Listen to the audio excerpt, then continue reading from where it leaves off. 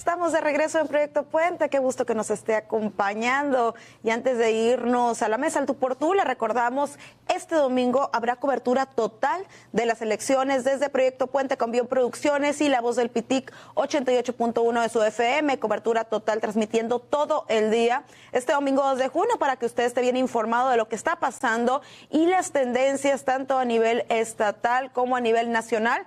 Tendremos enlaces con nuestros corresponsales de toda la República Mexicana, así como de todo el estado de Sonora, para que usted esté pendiente de lo que está ocurriendo tanto en su ciudad, en su casilla, en su distrito y también a nivel nacional, cuáles son las tendencias que marcarán el rumbo de quién será el nuevo presidente o presidenta de la República Mexicana. Cobertura total este domingo desde Proyecto Puente con La Voz del Pitic y Bioproducciones. Continuamos con la información porque ya es momento de la mesa al tú por tú.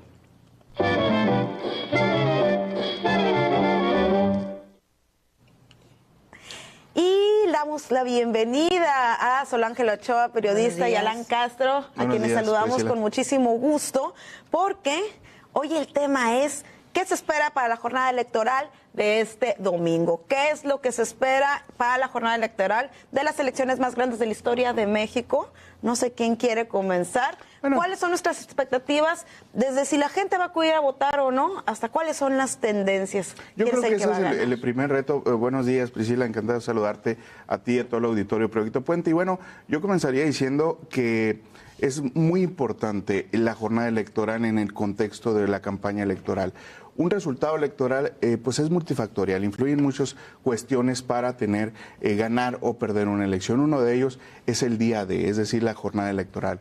Todo lo que hiciste previo a la campaña, en la campaña, el discurso, la propuesta, inclusive puedes ganar la campaña, pero perder la elección, todo se resume en un día, el día D. Yo creo que comenzaría con la importancia de pues movilizar, tener la capacidad de operar electoralmente el día de la votación, hacer funcionar la estructura. A ti que te gusta el fútbol americano, pues sale la línea ofensiva, entra la línea defensiva a hacer su trabajo, y en eso pues reside la defensa del voto y sobre todo la movilización, ¿no? Que es un tema a lo mejor polémico que podemos entrar en debate, qué tan legal o ilegal es el movilizar, el facilitar a la gente que vaya a votar. Sin embargo, ante estas cifras de abstencionismo, de baja participación, creo fundamental pues el trabajo que hacen en este aspecto, ¿no? Comenzaría con eso.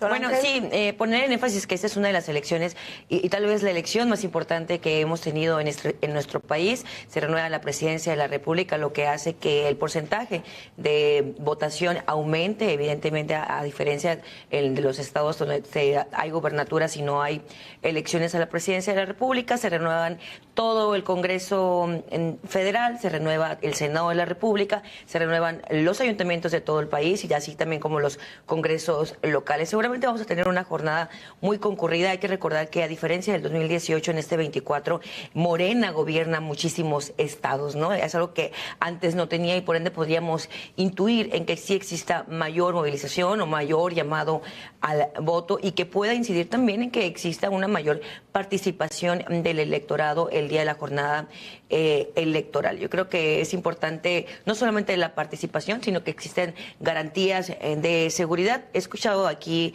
a nivel local acerca de algunas dudas y las personas sabían exactamente en qué casilla tienen que ir a votar. Bueno, es que no hay ningún problema. Digo, aprovecho para decirlo públicamente a quien nos escuche, que se pueden meter directamente al Instituto Nacional Electoral y ahí ponen su clave de elector y ahí seguramente les va a aparecer en dónde tienen que votar, en qué sección tienen que votar. Yo creo que el otro tema es el tema de la seguridad, que hay que ponerlo sobre la mesa, ¿no? Si se va a garantizar una jornada segura, yo creo que hasta el momento, al menos en lo que va en Sonora, se han garantizado las condiciones para poder salir a votar.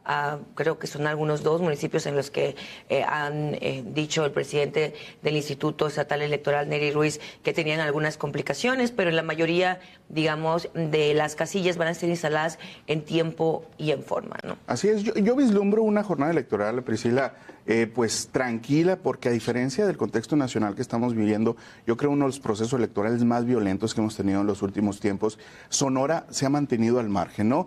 Vimos, pues tenemos el precedente de Abel Murrieta, el proceso anterior, que es una herida abierta que tiene todavía por el tema de que no ha habido pues una respuesta de las autoridades.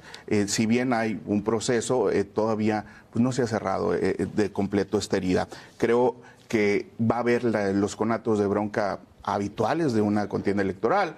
Seguramente van a tronar unas casillas, seguramente habrá grupos de choque que estén tratando de coaccionar el voto. Sin embargo, fuera de ello, yo espero que el crimen organizado, que es el tema, el meollo del asunto, no entre al quite en este tema. Sabemos que hay regiones del Estado donde evidentemente hay este tipo de delitos de alto impacto. Esperemos que no influyan ni a la hora de votar, ni tampoco a la hora de, pues evidentemente, inmovilizar a la gente o levantar operadores que lo escuchamos siempre en estos procesos electorales. Sin meternos en muchos problemas por este tema, creo que es pertinente pues hacer el llamado también no solamente a los ciudadanos que vayan con la prudencia de pues hacer fila, a lo mejor con una temperatura un poco alta. Sin embargo, las autoridades también tienen que hacer su trabajo, tanto de seguridad como electoral, ¿no? Sí, yo creo que también lo que vamos a ver en estos días, Alan, y lo comentábamos fuera del aire, es el tema de las campañas negras. Como estamos en un periodo de veda electoral, es el periodo favorito para hacerles estos que dicen las travesuras que hacen en campaña, ¿no? Que son las campañas negras, y yo creo que debe de haber una invitación importante a la ciudadanía a que no se deje llevar, porque evidentemente como es un periodo electoral, pues existen diferentes maneras de hacer ese tipo de campañas, y pues estamos limitados tanto los medios de comunicación como las mismas candidatas y candidatos a salir y desmentir cualquier situación. Yo creo que es un momento de reflexión, de poder ver, creo que están en todas las redes de las candidatas y los candidatos, para ver y verificar cuáles fueron las propuestas de campaña y hacer realmente un análisis importante. A ver, en esta elección somos casi 100 millones de electores. De esos 100 millones de electores, incluidos los que viven en el extranjero, 51 millones de personas son mujeres de ese electorado. Y de ese electorado, más de 30 millones son jóvenes. Yo creo que esto es importante ponerlo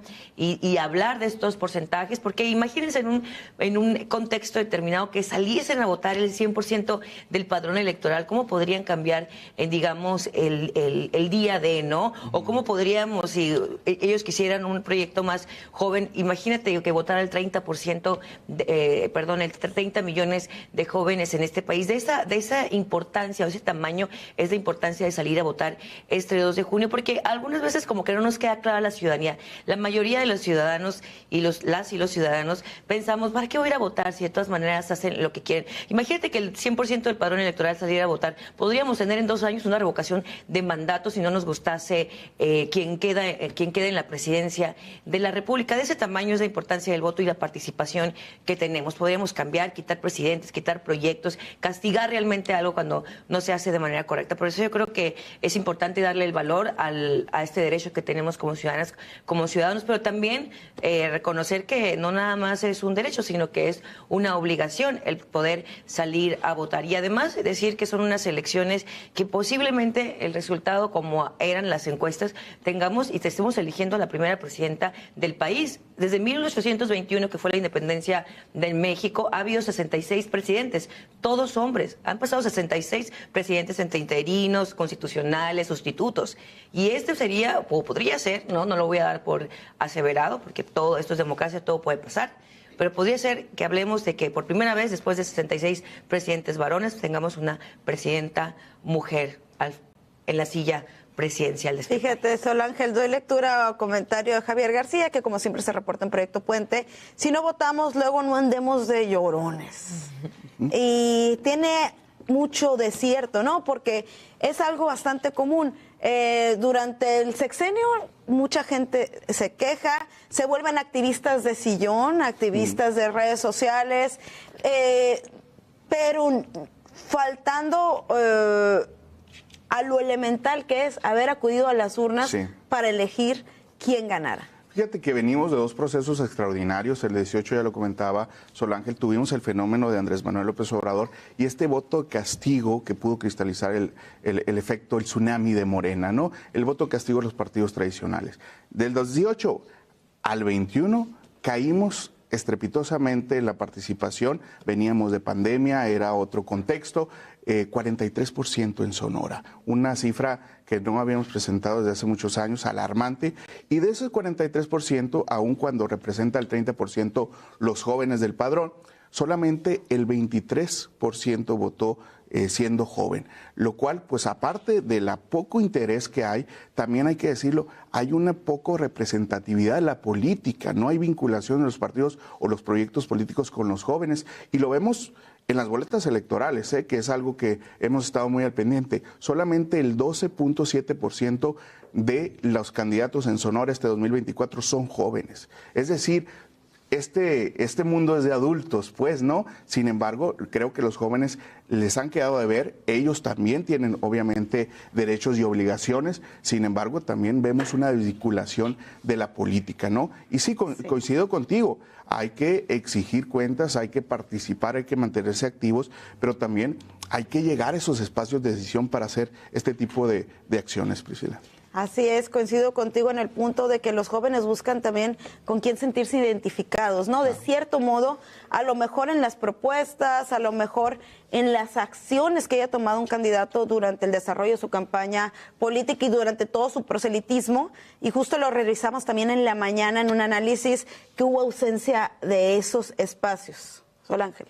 Sí, bueno, creo que el discurso de las juventudes, que de hecho aquí en Sonora se acaba de aprobar hace un mes, creo, la ley de las juventudes, ya finalmente aquí en el Estado se aprobó en el Congreso, creo que ha sido también como un tema de las mujeres, ¿no? Han faltado acciones que ya sean sustantivas, que estén en la ley para garantizarle estos espacios a los jóvenes. Siguen siendo acciones afirmativas que están a disposición de los partidos políticos. En el tema de mujeres es distinto porque la paridad es por ley, entonces estás obligado. Si tú metes una planilla que tiene 7 hombres y 5 mujeres, pues evidentemente el Instituto Estatal Electoral o Nacional te van a dar para atrás porque por ley no se puede. No creo que el tema de los jóvenes sigue estando, le hemos quedado debiendo, y creo que la clase política le sigue quedando a deber a jóvenes, y que no jóvenes no tan jóvenes, y que resulta que muchos jóvenes como nosotros. Bueno, la Constitución lo marca que un joven, bueno, en algunos estatutos de partidos los ponen desde los 18 a los 35, la Constitución creo que está a los 30, pero para términos prácticos creo que de 20 a 35, que son los, digamos, deciles que manejan algunas, como el INEGI, por ejemplo, ¿no? Que son también de estos 30 millones que les mencionaba ahorita del padrón electoral, están hasta los 35 años. Pues creo que no se han visto reflejados este discurso de los políticos en decir que van a trabajar por las futuras generaciones. Y también es muy apático, y aquí quiero decirle a las juventudes que nos escuchan, si es que nos escuchan los jóvenes, que a veces no les interesa mucho la cosa pública. Lo que se está debatiendo aquí son 3 visiones de país distintas. No puedo hablar en ese momento porque es la veda electoral, ya hubo tiempo suficiente para ese tema, pero las decisiones que se tomen hoy, el tipo de gobierno que tú quieres, va a ser el que va a implementar las políticas cuando seas adulto. El tipo de trabajo que vas a tener, cuántos impuestos vas a pagar por el trabajo, si vas a tener acceso a la salud, si vas a tener buenos servicios públicos, si vas a tener transporte público eficiente, cómo te vas a movilizar en 20 años, en 30 años. Todas esas decisiones, ojo, si vas a tener un sistema de pensiones, si se va a regresar, o si vas a tener que ahorrar y si te va a ser suficiente, ¿no? Todas esas, o cuánto vas a pagar de ISR, vas a pagar horas extra, etcétera. Creo que hubo varias, propuestas en el sentido de la clase trabajadora. Todas esas decisiones que tomamos hoy, que a veces no nos interesan o no les interesan a las y los jóvenes, van a marcar su vida futura como adultas y como adultos. Y también creo que es importante que comiencen a ver y a interesarse por quién va a manejar el futuro de este país, qué políticas van a implementar, incluso en temas de derechos humanos, en temas de, no sé, de discriminación, de si va o no va el aborto legal y seguro, si van o no van los matrimonios igualitarios, todas estas agendas. Las agendas, las causas de los jóvenes, porque también vemos una desvinculación de la clase política y vemos propuestas o temas que se entran a debate nacional que realmente no interesan ni al grueso de la población y menos a los jóvenes. Yo creo que también el reto es para, así como el llamado a los jóvenes, también es el reto de las autoridades que van a ser electas este próximo domingo, a que tomen todas estas acciones afirmativas, como dicen las feministas, ahora que ya hemos avanzado en el tema de paridad de género y que se vislumbra, podríamos tener la primera mujer presidenta de la República. Creo que el siguiente reto es cómo incentivar a la participación juvenil. No sé si vamos a tener que entrar en un esquema de cuotas, pero seguramente tendremos que legislar para poner en papel también la participación de los jóvenes. Se hablaba siempre de 1 de 3 o el 30%, que es lo que representa en la población los jóvenes. Nunca lo vemos cristalizado en las boletas electorales. Creo que sería una buena propuesta para aquellos candidatos que ahorita a lo mejor están recopilando sus proyectos políticos, también tomar nota al respecto. Claro, y además en ese sentido los partidos políticos son quienes al final de cuentas postulan a las y los candidatos, y en sus estatutos algunos tienen precisamente el que de cada 3 candidaturas una sea jóvenes, pero son los primeros en violar sus propios estatutos. Entonces también eso es mucha responsabilidad, no solamente de las leyes, no solamente de la clase política que está en la administración pública o en los congresos, es la falta de voluntad de los líderes de los partidos que anteponen los intereses de grupos, los intereses de los prometidos, sí, claro, de los consentidos, pues digamos así, o de las cúpulas, antes de garantizarle espacios a jóvenes, a nuevos jóvenes. Y eso es otro llamado, hay dos temas importantes que seguramente vamos a estar discutiendo: la permanencia de las cúpulas, la forma en que se eligen a las y los dirigentes, la fórmula en que se entregan las plurinominales, que no sigan siendo una cuota de cuates, una cuota de grupos de poder. Y la otra, el tema de la violencia política en razón de género, la vivimos en Sonora, la hemos vivido en muchos tiempos. La exgobernadora de este estado en campaña fue víctima de violencia política en razón de género cuando todavía no se había tipificado. Y en caso de que tengamos una presidenta mujer, seguramente el escrutinio va a ser todavía mayor para ella y para muchas otras candidatas, que también lo vimos en campaña. Es muy fácil desvirtuar muchas situaciones y al final lo que me parece más lamentable, nada más para terminar este punto, es que cuando denuncias todavía tienes otra recriminación, porque ¿por qué denuncias? Si eres política tienes que aguantarte. O sea, es todo un tema. El tema de los jóvenes y las mujeres. ¿No? Claro. Sí, que sí dicen, pero ¿por qué te quejas? Es libertad de expresión, ¿no? Sí, sin duda alguna mis derechos políticos electorales no es libertad de expresión. Coincido con Sol Ángel, el hecho de que existía la gran posibilidad de que tengamos la siguiente presidenta de México mujer, pues sin duda alguna va a ser víctima de una violencia de género pues todavía más visible, que probablemente llegue también a visibilizar todos esos vacíos legales que aún quedan y que llegue a impulsar una mejor legislación en materia de género en nuestro país. ¿Conclusiones, chicos? Yo creo que esa va a ser la verdadera transformación, ¿no? El hecho de tener una mujer y reeducar de alguna forma a toda la sociedad mexicana. Conclusiones, yo creo que el día de se espera pues tiene los buenos deseos de que sea un proceso tranquilo, transparente, que se lleve en total orden, que no haya conatos de violencia, que haya saldo blanco, vaya. Y bueno, para los equipos de campaña seguramente pues es hora de hacer funcionar la maquinaria, la estructura que aceitaste durante todos estos 90 días o 40 días en el tema local. Solamente ahora, en vez de la promoción del voto, es la defensa del voto y tener la capacidad, obviamente, de todos tus simpatizantes y militantes, pues sacarlos a votar, ¿no? Ahora sí que estas magnas fotografías que nos enseñaban ahí cada uno de los partidos políticos en los magnos eventos, pues que se vean reflejados ahora sí en las urnas. Yo creo que es un trabajo, un gran reto que va a tener el Instituto Estatal Electoral, el Instituto Nacional Electoral. Ya el presidente del Instituto Local, Neri Ruiz, mencionó que el primer corte que se va a dar de esta elección del PRED es a las 10 de la noche y a las 2 de la mañana, es decir, a las 2 del día lunes 3 de junio, pues ya la tendencia sería una tendencia irreversible. Vamos a estar dándole cobertura al respecto. Yo creo que vamos a tener una jornada limpia, eso es lo que espero, segura, con una gran participación, porque como lo mencionaba hace un momento, hay más, digamos, a diferencia de la elección anterior, hay más estados gobernados por el oficialismo y seguramente esto va a incentivar. Además, tenemos 2 años en campaña casi, una sociedad que a lo mejor este gobierno, el hecho de que el presidente estuviera tanto en las mañaneras, politizó a la ciudadanía. Veo mucha gente participando activamente. Las redes sociales tuvieron un factor importante que pareciera o vislumbra que eso se va a ver reflejado también en la participación y esperemos que así sea, ¿no? Pues ahí está el mensaje, como siempre, la mesa al tú por tú con Alan Castro y Sol Ángel Ochoa, periodistas.